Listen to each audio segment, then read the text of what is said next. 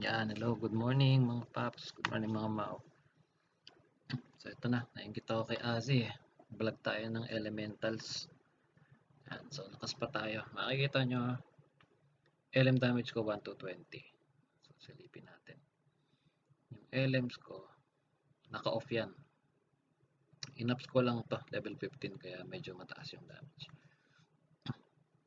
Una nating tingnan ito, synergy.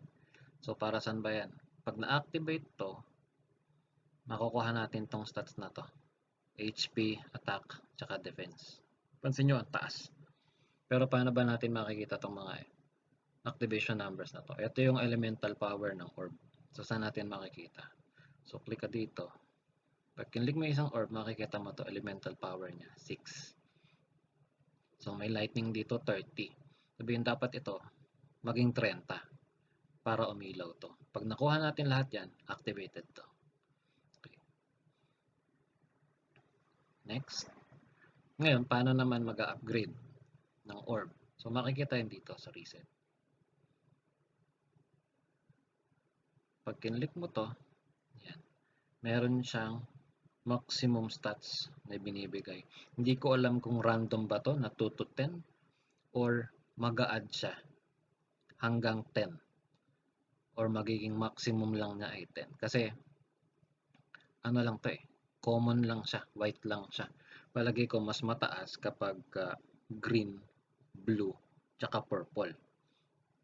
Diba? Ngayon, paano ba magkakaroon ng ganong orb, green, blue, tsaka purple? So, dito yan sa alchemy.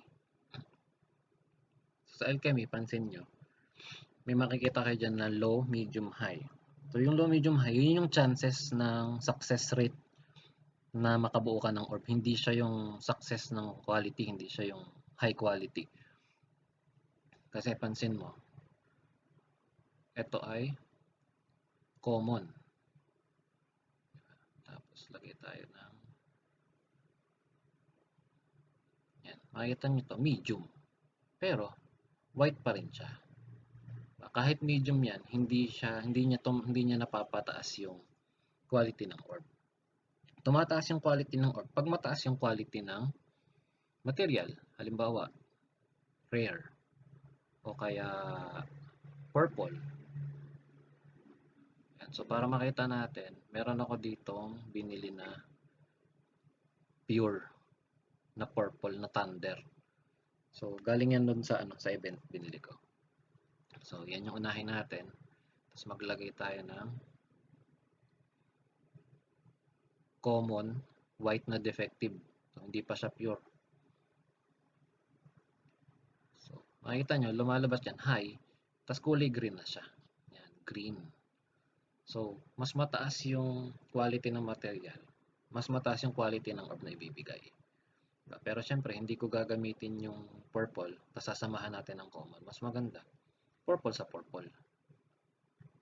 Ngayon, para hindi na kayo mag-experiment, suggestion ko mga lods, ipunin lang natin lahat.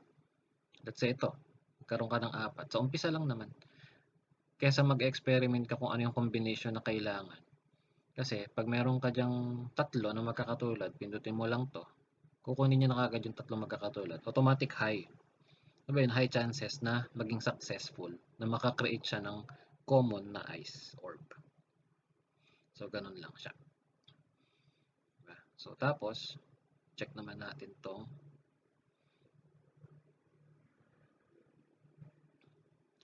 yan. So, maglagay tayo ng orb. 1 to 20 yung damage ko kanina.